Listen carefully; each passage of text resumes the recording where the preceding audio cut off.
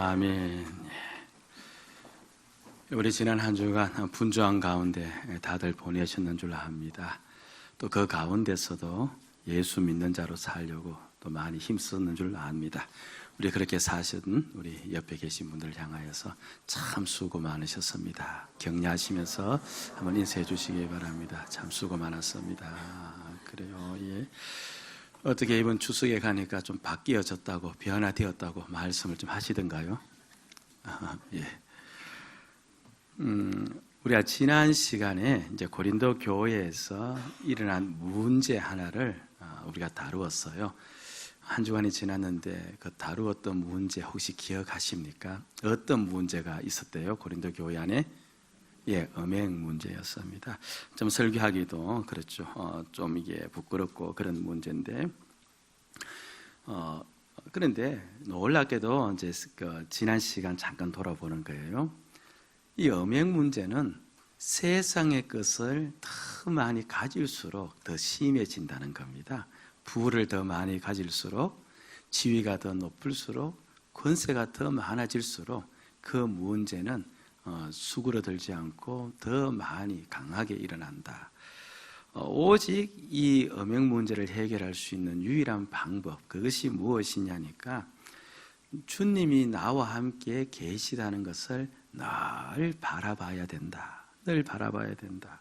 그래서 자꾸만 자기를 바라보면서 아이고 주님이 나와 함께 계시지, 주님이 나와 함께 계시지, 늘 그렇게 바라볼 때 우리가 허탄한 곳으로 눈길을 돌리지 아니하고, 그리고 동시에 주님을 내 안에 채워야 된다.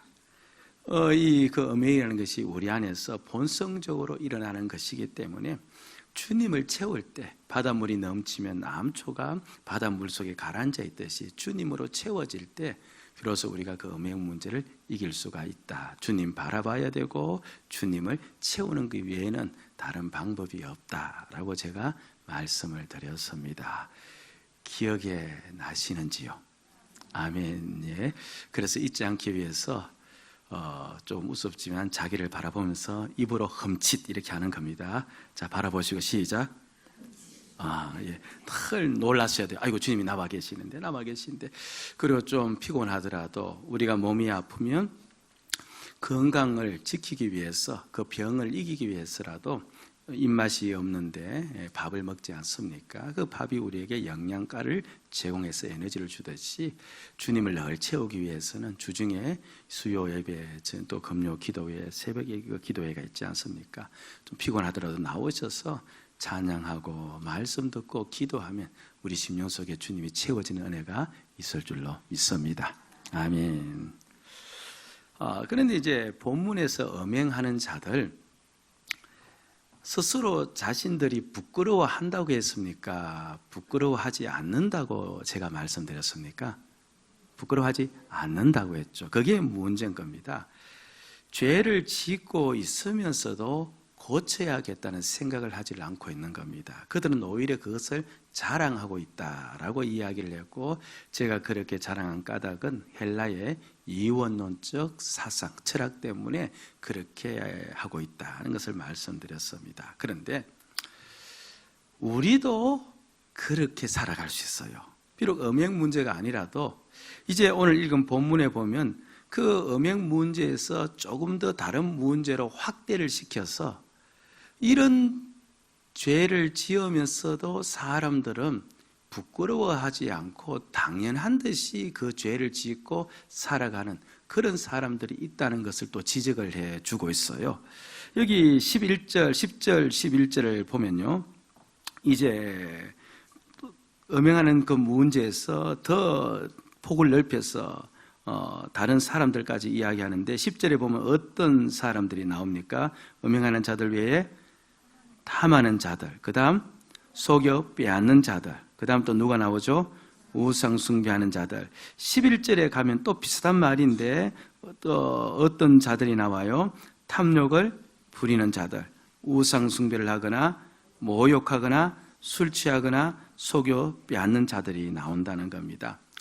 여기서 이 자들을 언급한 것은요, 잘 아셔야 되는데, 그런 죄를 지으면서 아이고 내가 잘못했다 라고 여기는 것이 아니라 뭐 그렇게 사는 게 어떠냐 하면서 살아가는 사람들을 가리키는 거예요. 예. 우리도 그렇게 살아가죠. 아니 이제 탐욕을 가진 자들이 나오지 않습니까? 우리도 아니 세상 살면서 다 그렇게 사는 것이지, 아니 사업을 하면서 어떻게 욕심 없이 사업을 할 수 있냐, 자신의 욕심 채우라고 사업하는 것 아니냐. 그리고 세상 모든 사람들 전부 다 자기 욕심 채우면서 먹고 사는 세상인데, 아니 우리도 그렇게 살아야 되는 거 지극히 당연한 것 아니냐. 아니 사업하면서 어떻게 다른 사람 속이지 않고 그렇게 내가 사업할 수 있느냐, 좀 속이기도 하고, 그거 뭐 어떠냐. 세상 사람들 전부 다 그렇게 살아가는데 우리 또한 그렇게 살아간다 해서 잘못될 게 어디 있느냐. 아니 이 땅 살면서 먹고 살아야 되는 거, 그 문제 빨리 해결하고 그 문제 다 한 다음에 신앙생활 좀 해야지. 아니 신앙생활에 집중하면서 그 문제를 게을리하고 그 문제를 뒤로 할 수 있느냐. 그 문제부터 문제 다 채우고 난 다음에, 그래서 늘 그 문제에 집중하면서 그렇게 우리가 살아야 되는 것이 지극히 당연한 것 아니냐 라면서 신앙생활을 할 수가 있어요, 없어요? 지금 흐름상은 있다라고 대답을 해줘야 이게 지금 일이 진행되어져요. 있어요, 없어요? 예, 있습니다. 그렇죠. 예. 참 많은 자들이요. 아니 뭐 어떠냐. 이 세상 속에 우리가 살면서 어떻게 말씀대로 살아갈 수 있느냐. 사업을 하면 사업의 기준이 있고, 직장 다니면 직장의 기준이 있고, 당연히 그렇게도 살아갈 수 있고, 또 그렇게 사는 게 마땅하지. 오히려 예수 믿는 자처럼 산다고 하면서 그렇게 뒤처지고 사는 것, 그게 오히려 더 잘못된 것 아니냐라고까지 이야기하시는 분들도 있을 수가 있죠. 바로 그걸 가리키는 겁니다. 그렇게 욕심대로 살고 자신의 탐욕을 부리며 살고 있음에도 불구하고 이 삶이 괜찮다, 이건 잘못한 것이 없다, 이렇게 신앙생활해도 괜찮다 라고 여기는 그런 자들에 대해서 어떻게 해야 되는가. 그러니까 음행을 하면서도 전혀 그것에 대해서 부끄러움 없이 뭐 어떠냐라고 이야기하는 그런 성도들에 대해서 우리가 어떻게 대해야 할까라는 그 본문이 오늘 내용입니다. 9절 말씀을 보니까요, 내가 너희에게 쓴 편지에 음행하는 자들을 어떻게 하라는 거예요? 사귀지 말라. 아예 교제하지 말라. 조금 더 13절에 가면 심한 말을 합니다. 13절 같이 한번 읽어볼까요? 시작.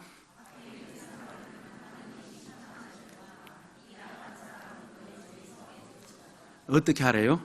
네, 쫓으라는 겁니다. 아니 사업이 당연히 먼저 우선이지. 우리가 신앙생활 해도 먹고 살아야 되지 않느냐. 그러면서 우리가 사업을 열심히 해야 된다.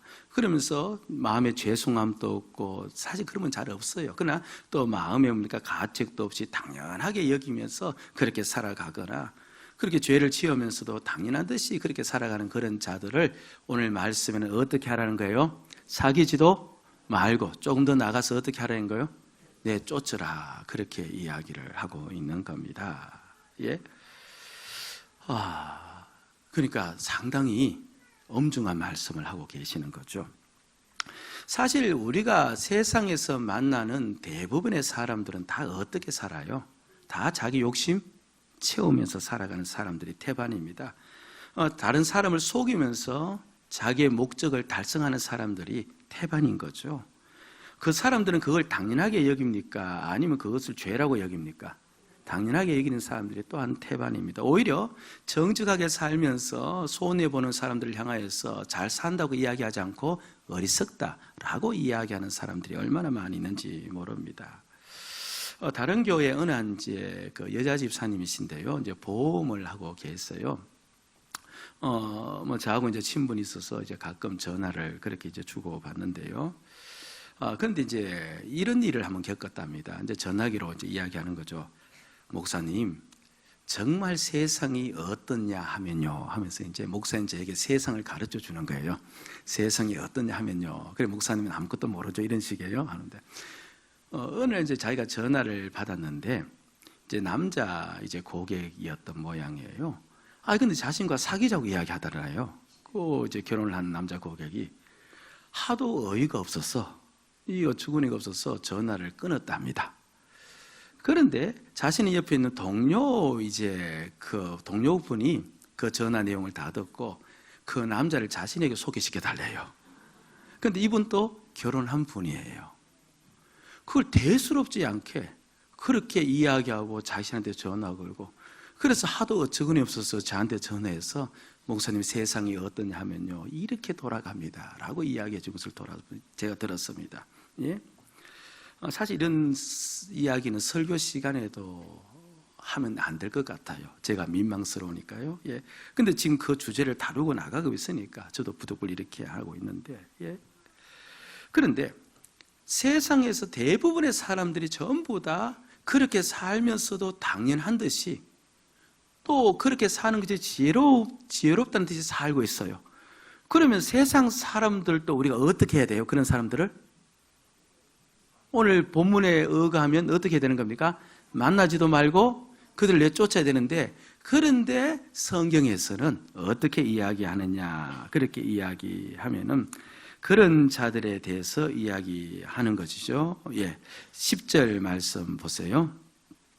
같이 한번 읽읍시다. 시작. 이 말은 세상에 음행하는 자들이나 탐하는 자들이나 속여 빼앗는 자들이나 우상 숭배하는 자들을 도무지 사귀지 말라 하는 것이 아니니, 만일 그러하려면 너희가 세상 밖으로 아야 할 것이니라.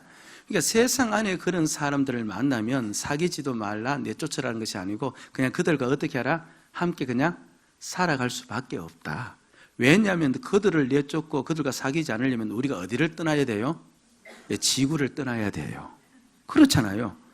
뭐 교회 안에서 늘 살아갈 수는 없잖아요. 그것이 우리의 생업터니까.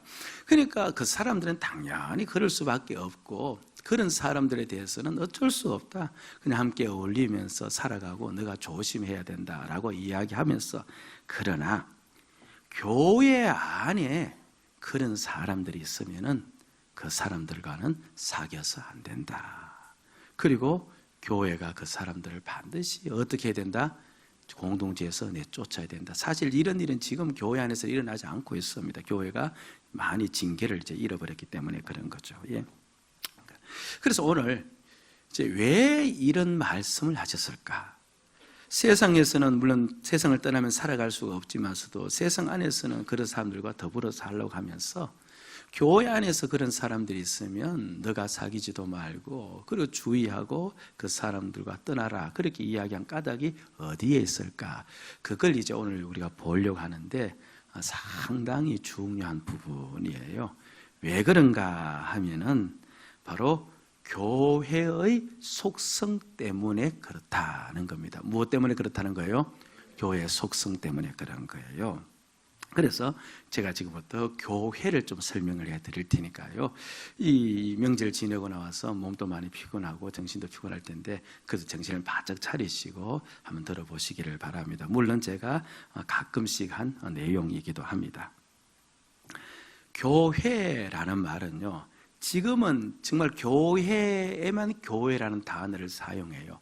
그런데 예수님이 계신 그 당시, 이렇게 고린도전서가 쓰여질 이 당시에 교회는 보통 명사였습니다. 사람들이 어떤 목적을 가지고 모여 있으면 그 모여 있는 그 모임을 무엇이라고 불렀는가 하니까 에클레시아 교회라고 불렀던 겁니다. 예를 들면 아침에 일찍, 이제 우리식으로 예를 드는 거죠. 아침에 일찍 축구하기 위해서 운동장에 사람들이 모였습니다. 그 모임을 뭐라고 부른다고요? 예, 그렇죠. 제가 하도 많이 말했으니까 예와 하나 안 틀리죠. 예, 축구 교회가 되어지는 겁니다. 아이들이 그 독서하기 위해서 도서실에 이렇게 몇 명이 이렇게 이제 또 앉아서 모여 있습니다. 그러면 무슨 교회가 되어지는 거예요? 독서 교회가. 그럼 어머니들이 개 모임하기 위해서 그렇게 모여 있으면 무슨 교회? 예, 그 교회가 되어지는 겁니다. 그렇게 일반적으로 모여 있는 그 회집한 그 회집을 그냥 그 당시 교회라 그렇게 불렀던 겁니다. 그럼 이제 예수를 주로 믿는 자들이 모였어요. 그게 주님을 섬기는 자들이 모여 있습니다. 그럼 그것도 무엇이 되어지는가? 교회인데 무슨 교회가 되어져요? 그렇죠. 주님을 섬기기 위해서 모였으니까 주님의 교회가 되어지는 거예요. 주님의 교회가 되어지는 겁니다. 자, 보세요. 물론 지금은 이제 세월이 흘러 지나면서 아침에 일찍 축구하기 위해서 모인 자들을 교회라고 부르지는 않아요. 이제 교회는 오직 주님을 섬기기 위해서 모인 자들만 가리키는 그와 같은 이제 단어가 되어졌는데, 여하튼 초창기에는 그렇지 않았다는 겁니다. 이렇게 이제 주님을 섬기는 자들이 모여 있는, 그러니까 우리를 이제 교회라 그렇게 부르는데, 그런 교회는 건물도 아니죠. 바로 우리를 가리키는 이 말입니다. 근데 예수님을 주로 섬기는 교회가 이 땅 말고 또 한 군데 있어요. 어딜까요? 예수님을 주로 섬기는 곳이 우리 이 땅에 말고 또 한 군데 어딘가 또 예수를 주로 섬기는 자들이 있습니다. 어디예요? 바로 하늘나라. 천국에는 진짜 예수를 주로 섬기는 자들만 가는 곳이잖아요. 그러니까 천국에도 예수를 주로 섬기는 자들이 모여서 있으니까 그 천국을 가리켜서 무엇이라 불러요? 교회라 부르는데 눈에 안 보이니까 그냥 신학자들이 어떤 교회라 불러요? 무형교회라 부르고, 그런데 이 땅에 있는 이제 우리들은 눈에 보이니까 무슨 교회라 부르는 겁니까? 유형교회라 그렇게 부르는 겁니다. 그러니까 교회라는 말이 그런 데 사용되었다는 말이에요. 그런데 제가 그냥 지나가는 길에 한번 물어볼 거예요. 유형교회에 속하지 않는 자가 무형교회에 들어갈 수 있을까요? 없을까요? 어떻게 그렇게 감히 그렇게 담대하게 말할 수 있습니까? 예, 맞습니다. 없습니다. 유형교회에 속하지 않는 자, 물론 무형교회에 속한 자가, 그렇죠, 유형교회에 속하여 있으면서도 무형교회에 들어가지 못하는 자는 있어요. 그런데 반드시 유형교회에 속한 자가 천국에 들어갈 수가 있어요. 그래서 여러분들 오늘 이렇게 우리가 모여서 교회가 된 건요, 어마어마한 거예요. 우리가 어디를 바라볼 수 있어요? 천국 무형교회를 바라볼 수 있어요. 안 놀라시는구만요. 우리가 그 놀라운 축복을 받은 거예요. 우리가 교회가 되었다는 것은 바로 천국을 얻었다는 말이에요. 아멘? 이 놀라운 은혜를 우리가 마음에 담으셔야 돼요. 그러니까 내가 교회가 되었다, 이것이 그냥 지나가는 말로 들려지는 것이 아니라 최고의 우리에게 주신 축복이에요. 아멘. 예, 예. 그런데 이제 하나님은요, 이 교회를 이제 좀 더 귀를 세워서 들으시는데 한 사람으로 봐요. 어떻게 본다고요? 한 사람으로 보는 겁니다. 기쁨의 교회, 지금 이제 이 2부 예배 때 대략 200여 명이 모여 있다면, 바로 200여 명이 모여 있는 우리들을, 2부 예배 때 모여 있는 우리들을 하나님은 200명으로 보는 것이 아니고 몇 사람으로 본다? 한 사람으로 본다는 겁니다. 그것이 에베소서 2장 14절 15절에 나와 있는데요. 성경을 찾으실 분은 찾아서 확인해 놓으시고 밑줄 그어 놓으시고요. 자, 자막을 보실 분은 장 보시면서 한번 읽어봅시다. 시작. 그는 우리의 합평이신지라 둘로 하나를 만드사 원수된 것 중간에 막힌 담을 자기 육체로 허시고, 15절, 법조문으로 된 계명의 율법을 폐하셨으니 이는 이 둘로 자기 안에서 한 세 사람을 지어 화평하게 하시고. 자, 15절 자세히 한번 보세요. 이는 이 둘로, 예수님이 십자가를 지셨는데 나와 너, 이 둘을 누구 안에서? 예수님 안에서 어떻게 한 사람으로 지었다, 그렇게 이야기를 합니다. 다시 한번 말씀드리면, 내가 예수를 믿으면요, 나는 주님과 함께 죽은 자가 되었죠. 그럼 내가 논리적으로 누구 안에 들어갔다는 말이에요? 주님 안에 들어갔다는 말이에요. 그럼 옆에 계신 분도 예수를 자신의 주로 믿었고 주님과 함께 죽었으니 그것 또한 누구 안에 들어간 겁니까? 그러니까 우리 모두가 다 누구 안에 들어왔어요? 예수님 안에 들어왔어요. 들어왔는데 우리 모두 들어온 우리들을 예수님께서는 결국 누구로 만들어버렸다는 거예요? 한 사람으로 만들었다, 그렇게 이야기를 합니다. 말은 지금 들리는데 이해는 안 되죠? 됩니까? 예. 근데 하나님이 그렇게 말씀하세요. 우리는 한 사람이다라고요. 그래서 먼저 이것을 한번 기억하는 의미에서 따라합시다. 우리는 한 사람이다. 다시 한번, 우리는 한 사람이다. 예. 옆에 좀 어색하신 분이 앉아 계시면 좀 그렇지만 그래도 옆에 분하고 한번 이야기해 보세요. 우리는 한 사람이다. 예, 한 사람이다. 예. 자, 아니 부부도 아닌데, 그렇죠. 그런데 뒤에 가면 부부보다 더 진한 이야기가 나와요. 육적인 눈으로 보면 말이 돼야 안 돼요? 안 되는 거예요. 그런데 성경은 그렇게 이야기를 해요. 그런데요, 한 사람은 한 사람인데 아까 성경 말씀 보니까 한 새 사람을 지었다라고 하거든요. 그러니까 그냥 한 사람이 아니고 뭔가 새로운 한 사람이 되었다는 겁니다. 새로운 한 사람.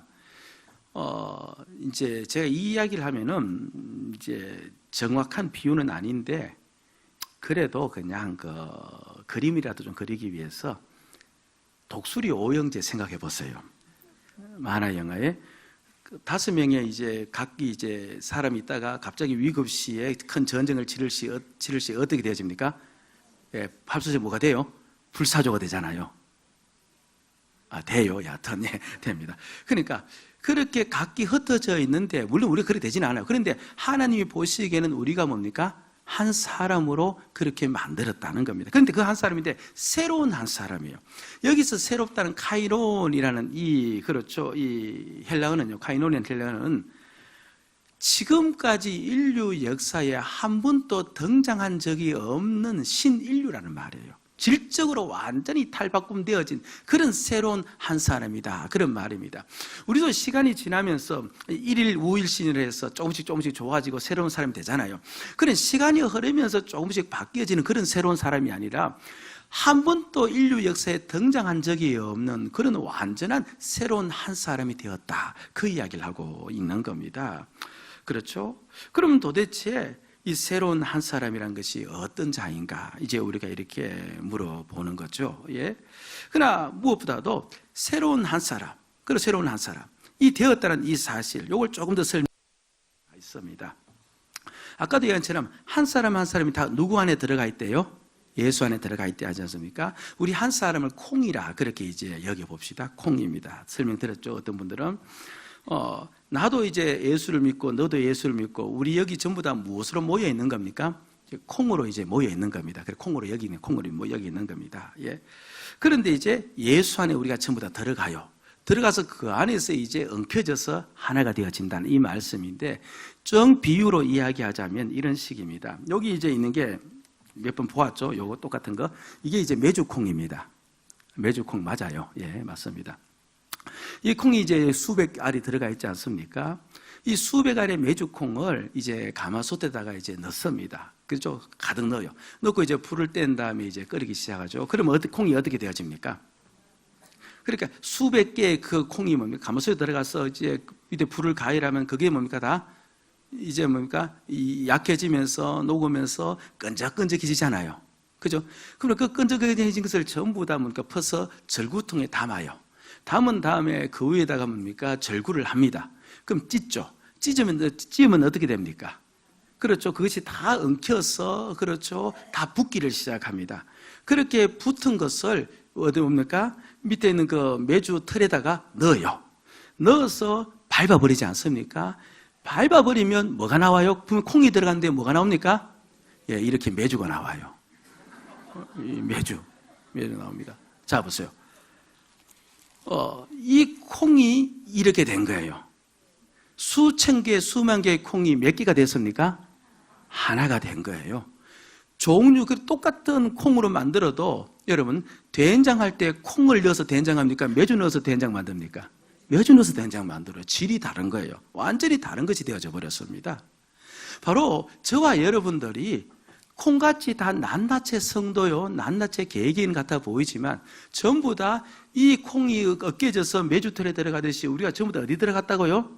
예수 안에 들어가서 그 안에서 한 사람으로 만들어졌다는 거예요. 만들어졌는데 그 만들어진 한 사람은 지금까지 인류 역사에 등장한 적이 없는 새로운 사람이라 그렇게 이야기를 합니다. 아직까지 이해가 선뜻되지 않을 것 같습니다. 그래서 그럼 도대체 그 한 사람, 새로운 한 사람이 누구냐? 이제 그걸 성경에서 설명을 하고 있는데요. 이 설명은 아담과 하와 이야기가 이제 우리에게 가르쳐 주고 있어요. 자, 보세요. 아담이 자고 있을 때 이제 하나님께서 하나님께서 아담을 잠재운 다음에 아담의 갈비뼈로서 하와를 만들었어요. 그러니까 하와가 어디에서 나왔습니까? 아담 안에서 나왔어요.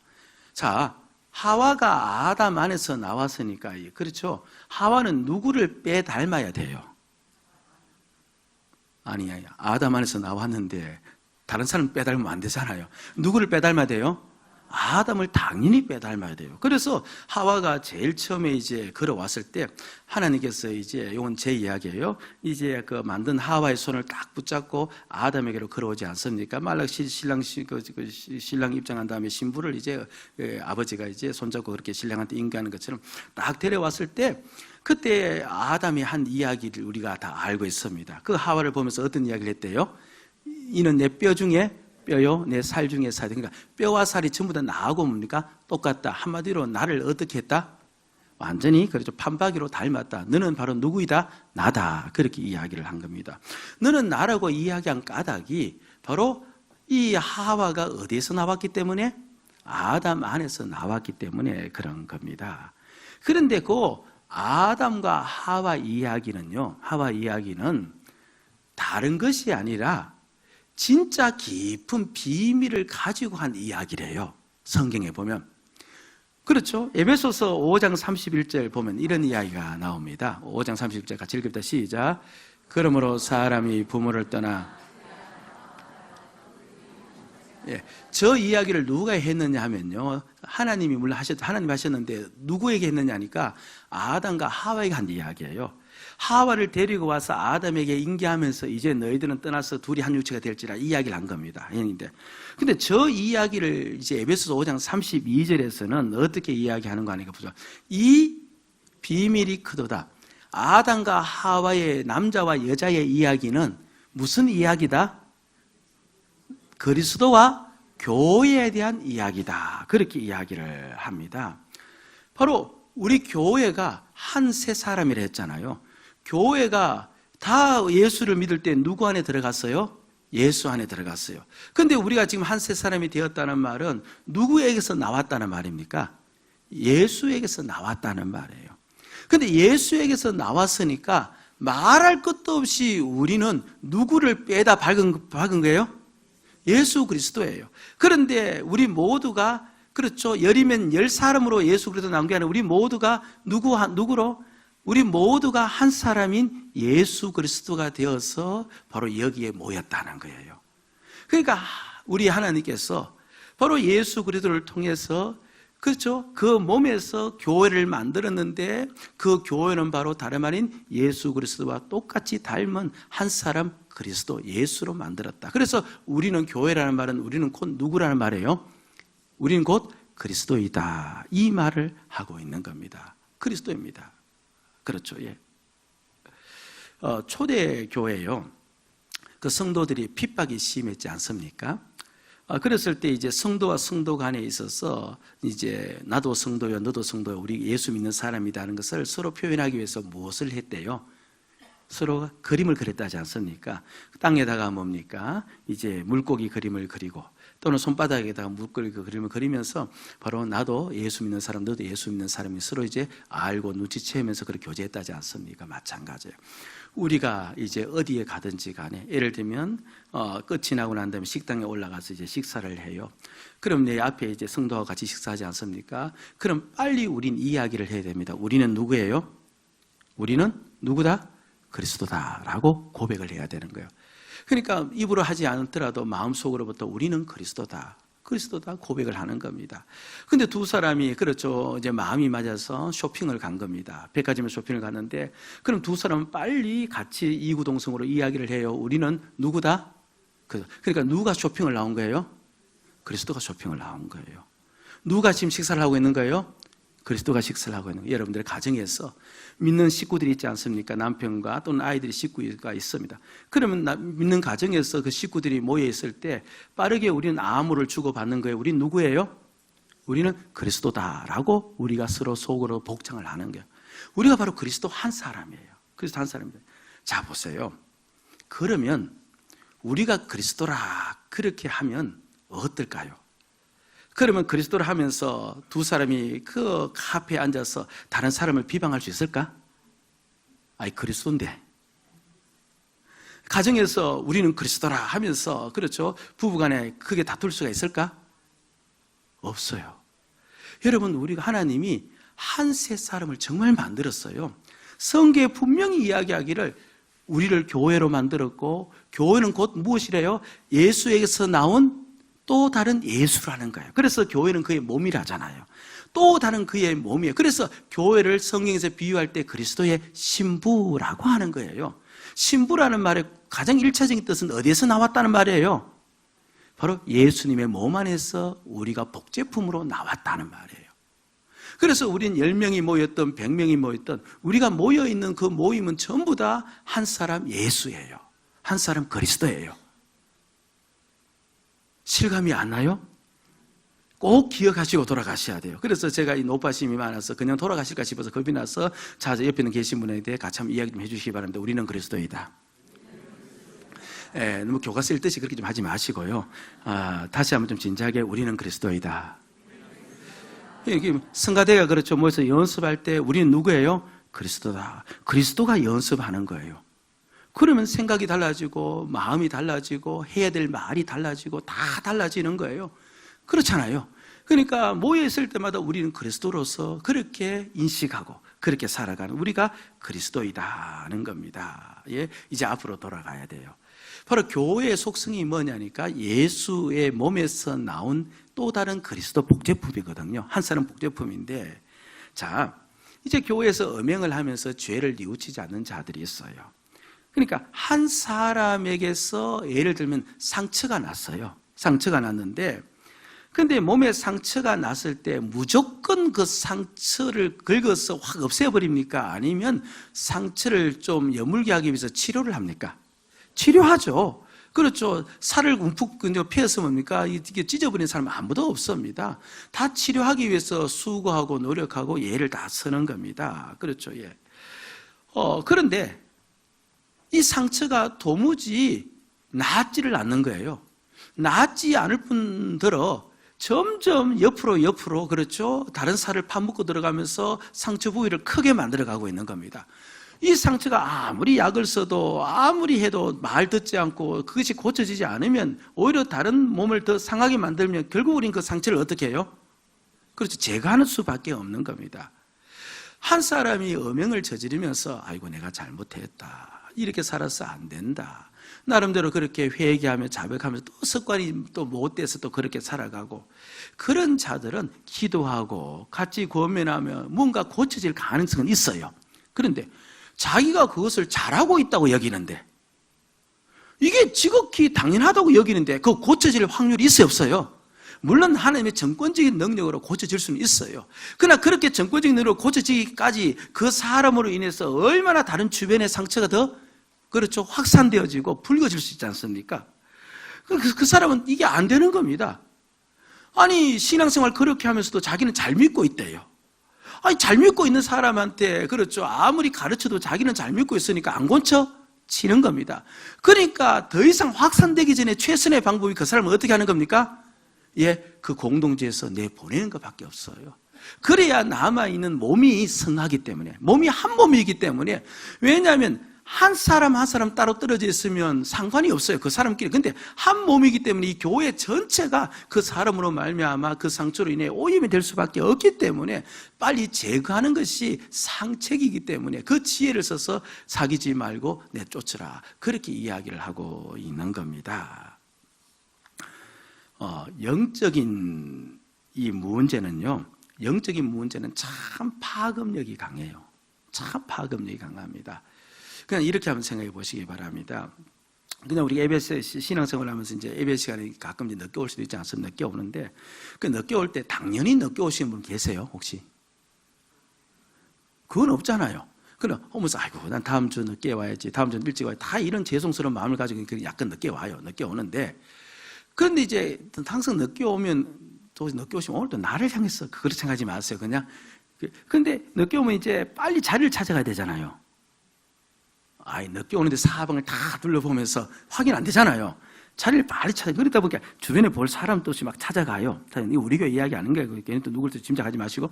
그런데 오늘 이제 늦게 오는데 사방을 쫙 이 스캔을 해보니까 장로님이 하는 거예요. 근데 그 다음 주 가니까 또 장로님이 또 안 온 거예요. 그럼 마음에 어떤 생각이 들어요? 안심이 돼야 안 돼요? 안심이 되고. 늦게 오는 것도 위로가 돼야 안 돼요? 위로가 되고 늦게 와도 될 것 같아요, 안 될 것 같아요? 될 것 같은 거예요. 영적 파급력인 거예요. 자, 무슨 말인가 제가 봤어요.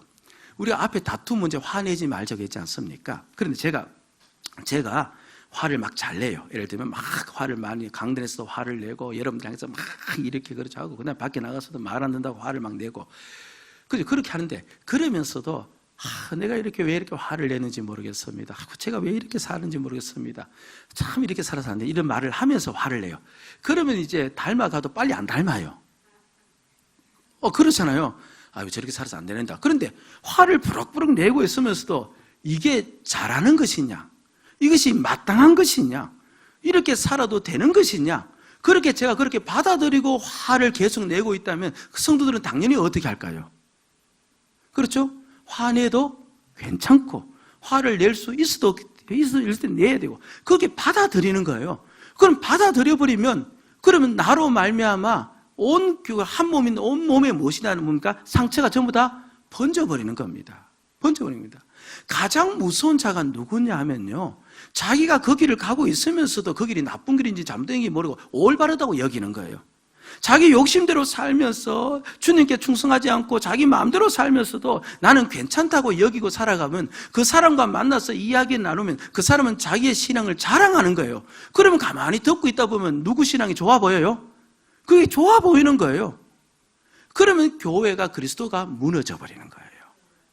바로 그것 때문에 이야기를 하고 있는 겁니다. 오늘날 교회에서 어떻게 내쫓을 수가 있겠습니까? 내쫓아본들 어디 가겠어? 또 옆에 교회에 또 가 있지 않겠어요? 그러니까 이러지도 못하고 저러지도 못하고 그렇죠. 다만 오늘 말씀 깊이 생기고요. 우리가 그리스도예요. 아멘. 믿으셔야 돼요. 그래서 우리가 그리스도라 생각하시면 그렇게 믿고 우리가 그리스도에 초점 맞추어 살면 각각의 콩 같은 성도들이 그리스도의 영광으로 형상으로 바뀌어져요. 아멘. 그러나 우리 모두가 사실은 자기 신앙을 옳다고 여기는 경향이 있어요. 저도 그렇고 여러분들도 그렇고 그렇죠. 농땡이 치면서도 자기 신앙 좋다. 그렇죠. 분명히 성경 말씀이 그게 아닌데도 자기는 잘 믿다고 여기는 부분이 다 있어요. 그래서 여러분들 우리 모두가 늘 주님을 기준으로 삼으셔야 돼요. 아멘. 늘 주님을 기준으로 삼고 그 주님의 앞에서 내가 어떻게 살아가고 있는가, 주님의 말씀에 잣대에 비추어서 내가 어떻게 살아가는가 늘 자신을 돌아보셔야 돼요. 그것마저 하지 않으면 여러분들 우리는요 교회에 해를 주는 사람이 되어요. 그리스도의 몸을 망가뜨리는 사람이 되어져요. 한마디로 그리스도를 해하는 사람이 되는 거예요. 신앙생활을 하면서 주를 위해 살 우리가 주를 해하면서 산다는 게 말이 안 되잖아요. 그런데 그렇게 살아갈 수가 있는 거예요. 주를 위해서 헌신하고 충성해야 될 자가 주를 오히려 뭡니까? 해코지 하면서 살아가는 그런 극단적인 삶도 우리에게 펼쳐질 수가 있음을 저와 여러분이 꼭 기억하시고 어떻든 주님을 기준으로 삼고 늘 주님 앞에서 자신을 비추어 보면서 주의 말씀 앞에 자신을 비추어 보면서 그렇게 살아가서 깨어있는 성도, 자신을 돌아보는 성도 되어지기를 주의 이름으로 축복드립니다. 아멘. 기도하십시다.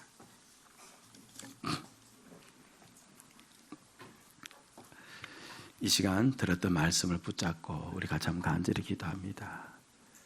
우리가 그리스도인데 늘 주님을 기준으로 살게 하여 주시옵소서. 같이 한번 간절히 이 말씀 붙잡고 기도하는 시간 가십시다. 기도합니다.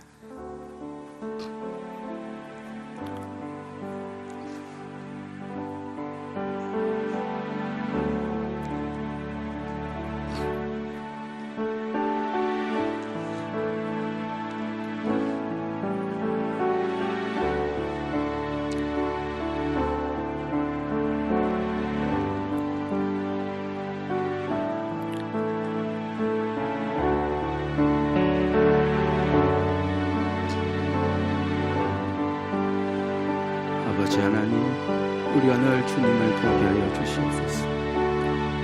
늘 주님을 보게 하여 주시옵소서. 늘 주님을 보게 하여 주시옵소서. 늘 주님을 바라보고 주님을 기준으로 살게 해 주시옵소서. 아버지 하나님이여, 넘어지면 회개하는 습관이 있게 해주시옵소서. 그랬던 길로 가면 주님께 돌아서는 법을 배울 수 있도록 도와주시고 잘못된 길로 가면 고쳐서 회복할 수 있도록 도와주시옵소서. 내가 내 욕심대로 살고 내 고집대로 살면서도 마치 신앙생활 잘하며 사는 것처럼 그렇게 살아가는 삶은 청산될 수 있도록 주여 도와주시옵기를 원하옵나이다. 아버지, 우리에게 깨우시고 도와주시옵고 하늘을 열려 주시옵소서. 하나님 아버지, 이 시간 우리에게 깨달음을 주시고 눈을 열어서 우리가 한 사람 그리스도임을 깨닫게 하여 주시옵소서. 어따든 그리스도임을 깨닫 기억하고 그리스도의 모습으로 살아가기를 소망하고 오직 주님을 기준으로 내 생각과 내 판단을 채워보면서 살아가는 그런 믿음의 길 걸을 수 있도록 축복하여 주시옵소서. 자기 신앙에 도취되어 자기 믿음에 도취되어 정작 주의 말씀대로 살지 않음에도 불구하고 마치 잘 살아가고 있느냐 그렇게 생각하는 그런 일들은 우리에게 일어나지 않도록 주여 이 시간 우리의 믿음을 일으켜 주시옵시고 깨워 주시옵소서. 예수님 이름으로 기도드리옵나이다. 아멘.